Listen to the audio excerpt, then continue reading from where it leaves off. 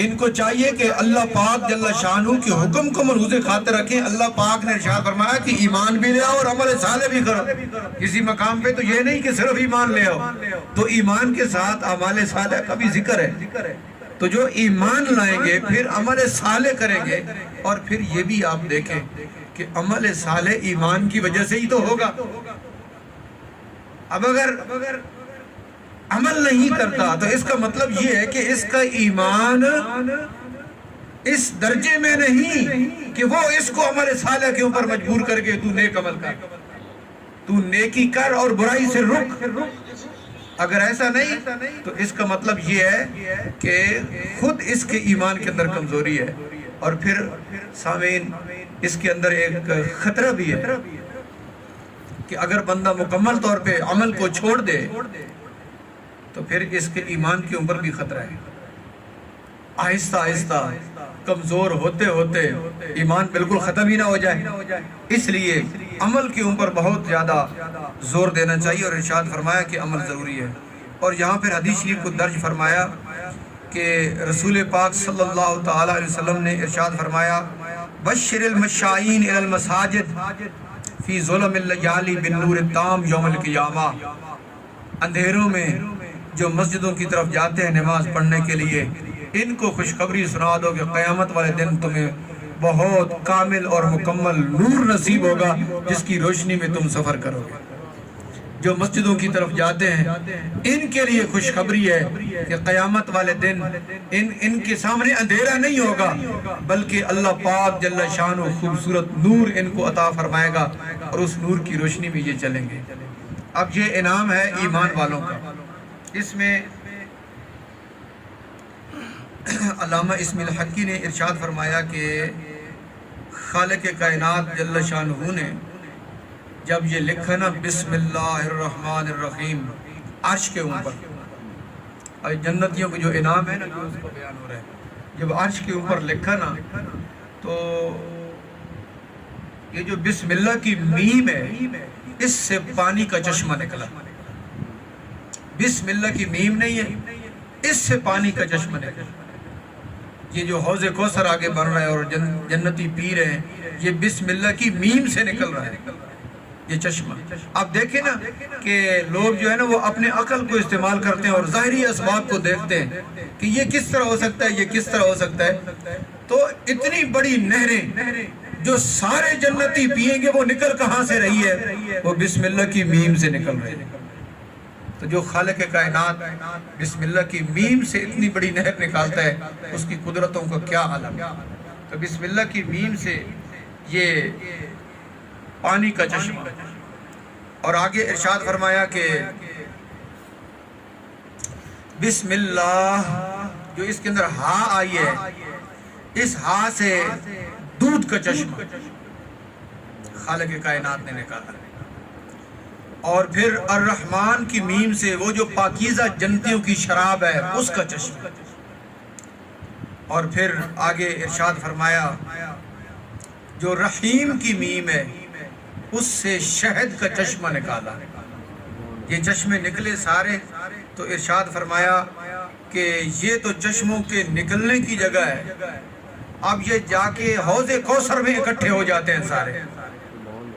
یہ سارے چشمے نکل کر نہریں بن کر حوض کوثر میں اکٹھے ہو جاتے ہیں، جو نبی پاک صلی اللہ تعالی وسلم کو اللہ پاک نے عطا فرمایا، اور قیامت والے دن اس حوض کوثر سے سب اپنے امتیوں کو جام پلائیں گے، ارشاد فرمایا۔ اور پھر ارشاد فرمایا کہ یہ جو حوض کوثر ہے یہ اس وقت جنت میں ہے، اور قیامت جب قائم ہوگی تو پھر میدان قیامت میں آ جائے گا، وہاں امتیوں کو پلانا ہے، پھر یہ میدان قیامت میں آ جائے گا، اور پھر جب جنت جو دوزخ کی تقسیم ہو جائے گی، جنتی جنت میں جائیں گے تو پھر یہ حوض کوثر جنت میں پہنچ جائے گا، وہاں پھر یہ حوض کوثر جب جنت میں جائے گا تو جنتی جو ہے وہ اس کو استعمال کریں گے۔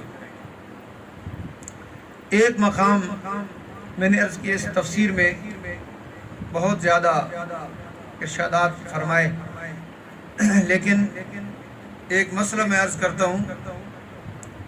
اس کے تحت علامہ اسماعیل لکھتے ہیں کہ یہ جو جنتی ہے نا، ان کو جو نعمتیں ملیں گی وہ کہیں گے کہ یہ تو وہی ہے جو دنیا میں ہم استعمال کرتے تھے، شکل و صورت وہی ہوگی لیکن اس کی حقیقت کچھ اور ہوگی۔ جب وہ استعمال کریں گے تو اس کا ذائقہ دنیا کے ذائقے سے بہت زیادہ عمدہ ہوگا۔ اور ارشاد فرمایا کہ جو دنیا میں ہے یوں سمجھو کہ یہ اس حقیقت کا ایک سایہ ہے جو دنیا میں ہم استعمال کر رہے ہیں، اور جو جنت میں ملے گا تو اصل حقیقت میں جو ہے وہ ملے گا۔ اس لیے دیکھنے میں تو اسی طرح ہوگا لیکن کھانے میں، پینے میں، چکھنے میں اور ہوگا۔ اور پھر ارشاد فرمایا کہ جنتیوں کے حالات بڑے عجیب ہیں۔ یہاں ارشاد فرمایا سارے کہ وہ تھوکیں گے نہیں، ان کا ناک نہیں بہے گا، اور ان کو وہاں پہ رفع حاجت نہیں ہوگا، بلکہ جو کچھ بھی کھائیں گے کھاتے جائیں گے اور وہ اندر ہی اندر سب کچھ ختم ہوتا جائے گا۔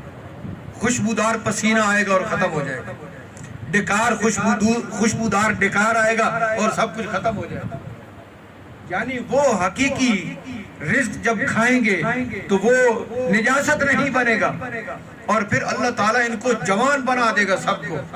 دن بدن اللہ تعالیٰ کی نعمتوں کی وجہ سے ان کی صحت میں اضافہ ہوگا، کمی نہیں ہوگی۔ اور یہاں ایک بات لکھی جس کا خلاصہ یہ ہے کہ جتنی بڑی بھی دنیا میں نعمت ہونا اس کے اوپر زوال ہے۔ یہ خطرہ رہتا ہے کہ ہر نعمت کے اوپر زوال ہے، لیکن اللہ پاک جل شانہ جو نعمتیں جنت میں مومنین کو عطا فرمائے گا اس کے اوپر زوال نہیں۔ یہ خطرہ بھی نہیں ہوگا کہ یہ نعمت زائل ہو جائے گی، جو ملے گی وہ ہمیشہ کے لیے ملے گی۔ اللہ پاک جل شانہ یہ ان کو عطا فرمائے گا۔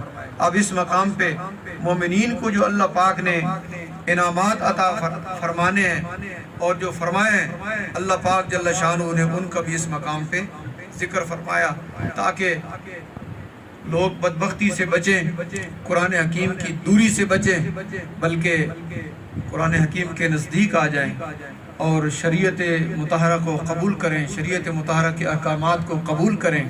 اور پھر یہ ہے کہ دنیا یہ تو عارضی ہے، جس نے ختم ہو جانا ہے، یہ دنیا اور جو کچھ دنیا میں اس نے ختم ہو جانا ہے، اور وہ جہان جو ہے وہ ہمیشہ کے لیے ہے، وہ دار البقا ہے، وہ ہمیشہ کے لیے ہے۔ تو بندہ مومن کو قرآن حکیم اس طرف متوجہ کرتا ہے کہ اس ہمیشہ والی جو نعمت ہے اور جو دار البقا والا جو ماحول ہے اس کو ملحوظ خاطر رکھے، کہیں اس طرح نہ ہو کہ اس دنیا کے اندر رہتے ہوئے، اس کے اندر مبتلا ہوتے ہوئے اس ہمیشہ والے نظام کو تم بھول جاؤ اور پھر بعد میں تمہیں زیادہ افسوس ہو۔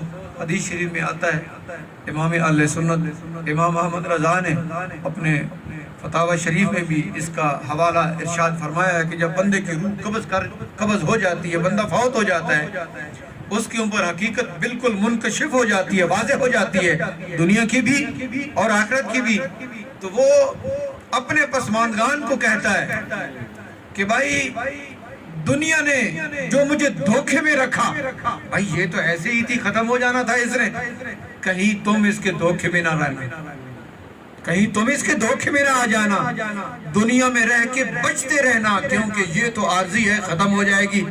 اس وقت وہ یہ ایک بات کر رہا ہوتا اپنے پسماندگان سے جو ہم تو نہیں سن رہے ہوتے، جو پیچھے ہیں، لیکن نبی پاک علیہ السلام نے ارشاد فرمایا کہ حقیقت یہ ہے۔